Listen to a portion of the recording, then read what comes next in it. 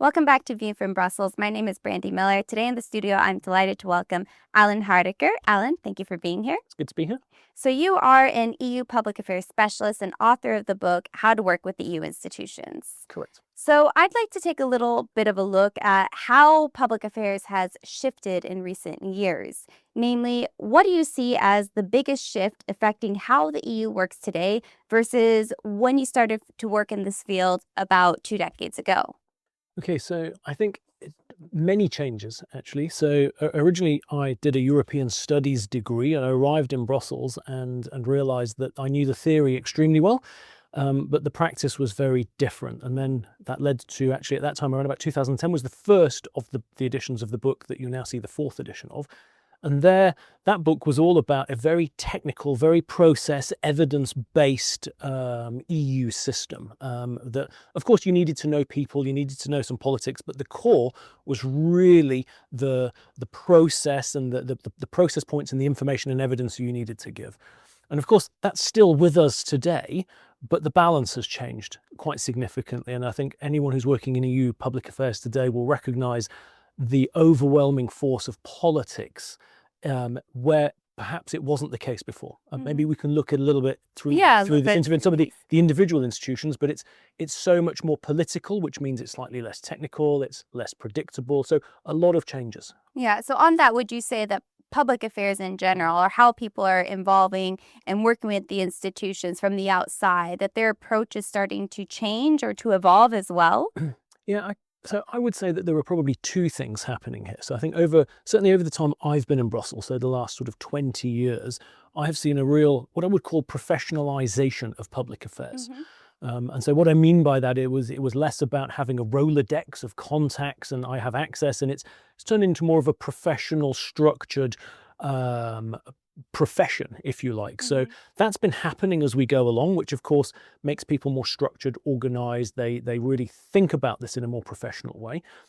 But then the second thing is probably what we've seen over the last 2 or 3 years, probably, in terms of the new, more autocratic commission, the much more politically fragmented and therefore more challenging to work with parliament, member states who are much more focused than it has been historically the case on some of their national issues. So again, you have two things coming together. One is sort of a professionalization of public affairs, and the other is probably more changes than we've ever experienced before in Brussels into the environment that you work in.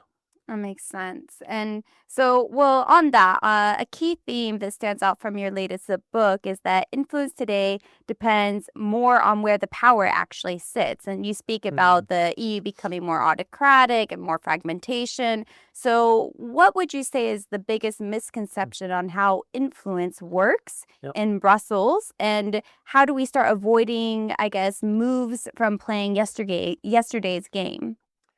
Yeah, I think quite a lot of public affairs teams and organizations in Brussels are still using a 2020, 2022 playbook. So you would say that they're still playing yesterday's game? Absolutely. I think a lot of people are still playing yesterday's game. And even on the premise that I still think that a lot of people don't fully understand the dynamics and the process and the structure in Brussels. So it's, yesterday's game is what I was talking about for 2010, is you have this long structured process that's extremely clear. There's a consultation, it goes to committee. You have all of these windows of opportunity and they're linear. You don't know exactly when they're going to happen and you know what you need to put into each window. And what we observe today's playbook, there's not necessarily linear. Some of those windows don't happen, or they happen in an extremely compressed period of time. And the value of evidence, which used to be the most important thing, now is often secondary to political considerations or speed. And I think if you're playing this playbook in today's world, there's a good chance that you will be late, you will miss opportunities, and you won't be equipped with the solutions that you need to be equipped with. And we see this quite a lot. So you'd say that that's the biggest misconception, is that stop playing yesterday's rules and start playing or adapting to today's rules. Yes, I think, Brussels has always been changing. It's always, the institutions kind of change, the people in the institutions change, but the process always stayed the same. Whereas today, I think what we see is the process is no longer the same. So, in terms of the misconceptions is, and if I've heard this, if I had a euro for every time I hear people say, but we have the evidence, Yeah. why are they not listening to us?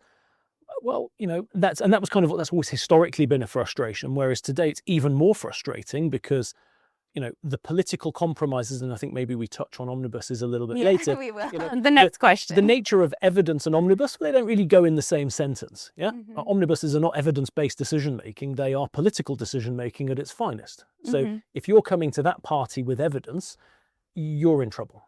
Yeah. So, and you did bring it up already, and that was my next question: is what changes should we expect from this era of the omnibus, as well as we see that who is driving or who has the dossier matters more than ever before?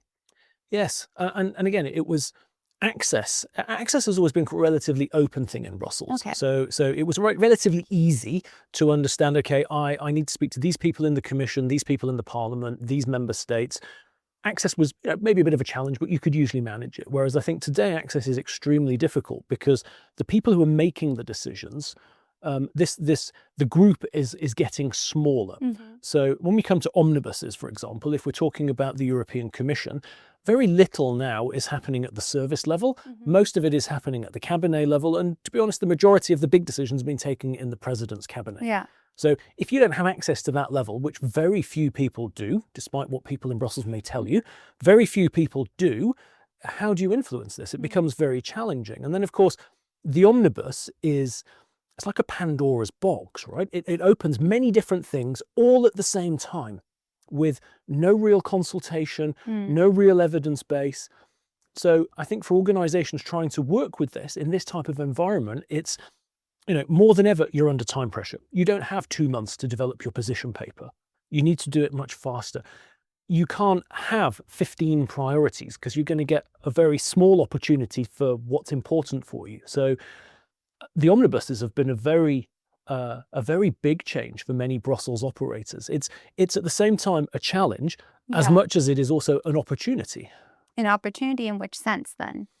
So, and I guess it depends who you talk to. Yeah. Okay, so I would see the omnibus in the current environment of Brussels about competitiveness, EU's place in the world. Omnibuses are a big opportunity for business, the business world. They are a huge challenge, I say, for the NGO world because omnibuses are effectively dismantling many years worth of rules, regulations, and you can see this. This is reflected in what you see in the discourse in Brussels today. But I think the omnibus and the current climate is encouraging a lot of businesses and their trade associations to see now as a rare moment of opportunity to make changes that otherwise would not likely have been possible. That makes sense. And I do want to shift a little bit more away because I know we could probably spend hours speaking about the omnibus, especially what's happening this week. But I want to take a look about to the European Parliament as well as the Commission. So starting with the European Parliament, we're starting to see a lot more fragmentation. So what does a more political parliament actually mean, especially when we're speaking about omnibuses and the simplification or streamlining of the legislative procedure? So at least my observation at the moment, and I think this is coming to play, and I think in the book, the chapter on the Parliament by Doru is an excellent case study of what the fragmentation means if you are trying to work with the Parliament. So, Got it. Historically you had two big groups in the Parliament, sort of a left, a right, and then you had what were often called the kingmakers in the middle with the Liberals. Okay, and that was a world that everybody knew. It was an established order. You had to get one side plus the middle to get your majority, and it was, across different policy lines, it was pretty coherent. Whereas today, as you understand, to form a majority, it can be done not in one or two ways, it can be done in several different ways. And not only that, several different ways, because you then maybe have to work with the extremes of the Parliament into that mix, which historically has never been the case. You never had to work with the extremes, they were very marginalised, whereas now this all comes together. So, of course, what that means is you need more compromise, and compromise means politics. Naturally. Okay, so things get traded off to find different agreements between the different groups.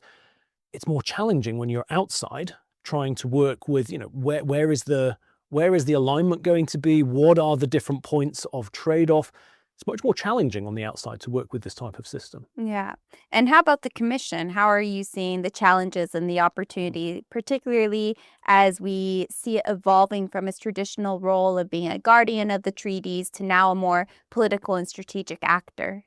Yeah, and I think the challenge there has been I mean, there are different words for this. I see different people using different words. Yeah. Sort of the presidentialization. I'm not sure that word Okay. exists in English, but the more presidential nature of the commission, i.e., the big decisions, the big driving Mhm. strategies, even down to sort of actually drafting laws, are happening at the cabinet level. Okay, so Mm. there is a very well established way of working in the European Commission. When you go from the unit, you go up through the DG to the cabinet, and then you get to the commissioners. And so what we see now is that, as opposed to being a much more sort of bottom-up organization, it is becoming extremely Okay. top-down. So which from an engagement perspective is making it very difficult for organizations, because there are fewer people at the top, the access is different, their attachment to evidence is very different, because they're politically Yes. making decisions. So I think centralizing into fewer people is causing people problems of access. It's causing a lot of uncertainty, because, to be honest with you, many services don't actually seem to know what's happening Mm. until their cabinet level tells them. So the commission has become a very big challenge for people to work with. And we talk about the different playbooks from earlier. Yes, A Nacho. lot of people are still holding on to, a 2020 commission playbook, when 2026, it's a very different entity. Yeah. So then, how, in a simple, maybe one phrase, what is that 2026 new playbook? What does it actually entail? So the playbook is really simple. Doing it is really difficult. Okay. The simplicity is, you need to have access to this small group of people who are taking decisions. Yeah. Now, getting there. Exactly. But actually having that access and getting in is now extremely difficult. Hmm.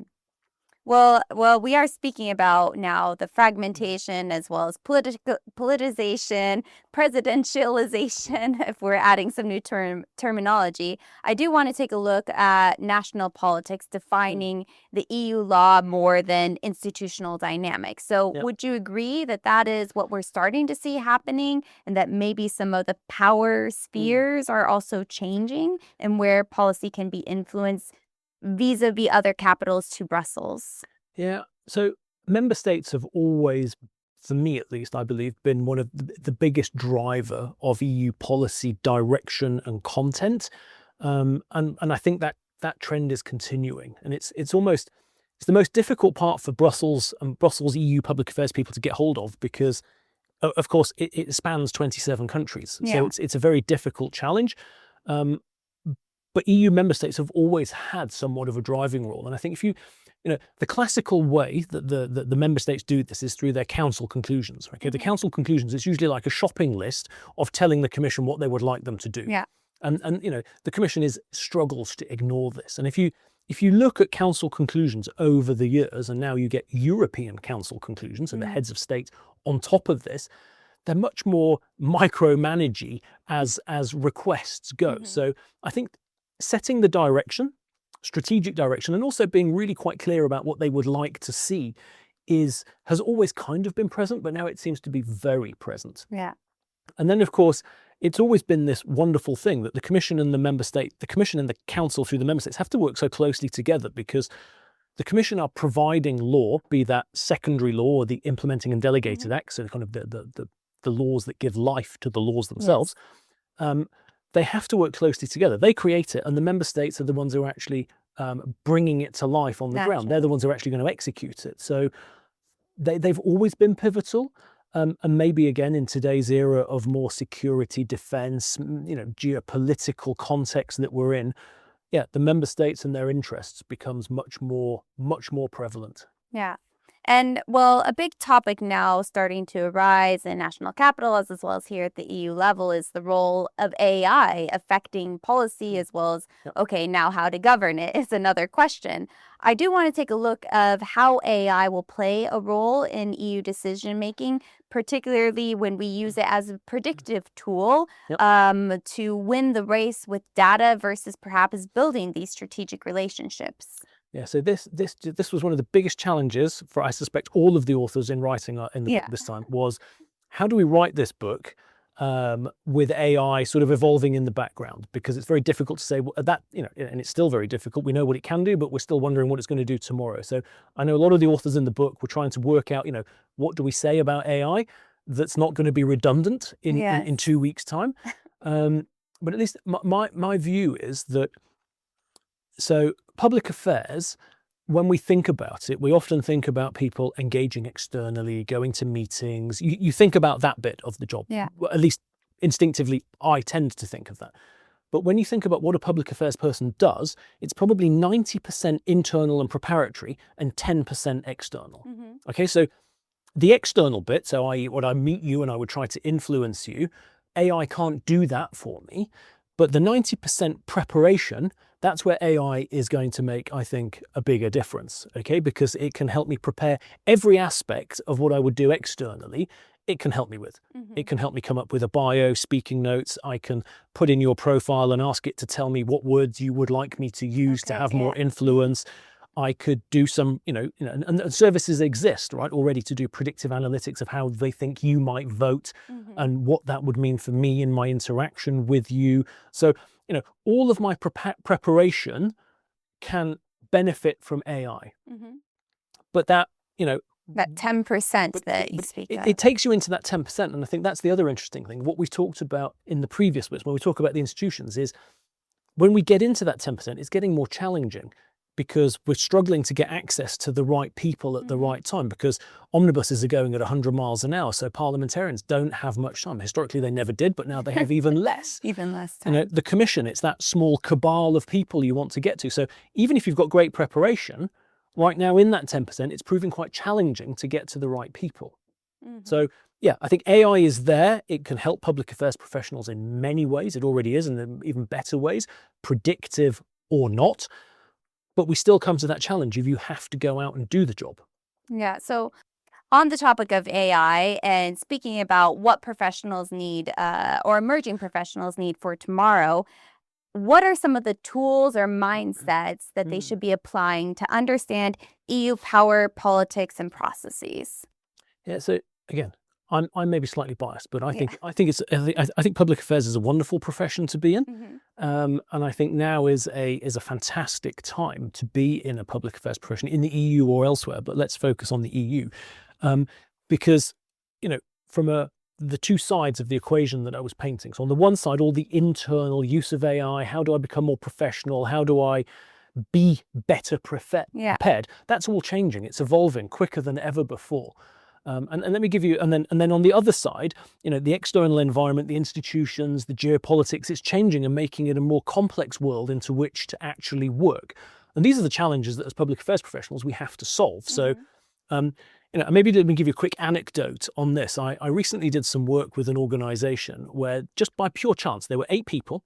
There were 4 people under the age of 30 and 4 people who were, let's say generously, were 45 plus. Okay. So 4 new people in the team, 4 very experienced people. And we did an exercise and we said, okay, we'll prepare for a meeting. Okay, so you have to prepare a brief for your meeting. And then the second thing is we have to do the meeting. Okay, so a sort of a dummy run of a meeting with a minister. Okay, what we observed was, in terms of preparation, the group with literally 4 years experience versus the group that had 125 years experience, in 2 hours came to almost exactly the same preparation. Wow. However, when we had the mock meeting, you could see that there were 100 years of difference between these two groups. Yes. Okay, so it's helping equalize one part, but not the other part. So I think it's a very exciting time, and I think in terms of a mindset at the moment, there has to be, I think the mindset has to be somewhat of agility, curiosity, resilience, because it's something that's not often discussed in public affairs, which is, maybe I'll speak personally here so that I don't offend other public affairs professionals, but much of what I have worked on in my professional life has not necessarily, I've not been achieved. We don't achieve 100% of what we set out to achieve. So I think that breeds a certain mentality of trying to understand why and what we can do differently. And now, more than ever before, I think these are key skills. But then underpinning that, or the last bit of that, is you still need to know the process, the institutions, all of this inside out, upside down. So experience still counts. the experience of that and that knowledge, that understanding is becoming more and more critical, because especially now when you have processes that are not becoming linear, you really need to know where you can play. So plenty of things. Well, thank you so much, Alan, for being here and also for illuminating so much about your field and what to expect out of public affairs. So thank you to my audience for joining today, and we'll see you next time.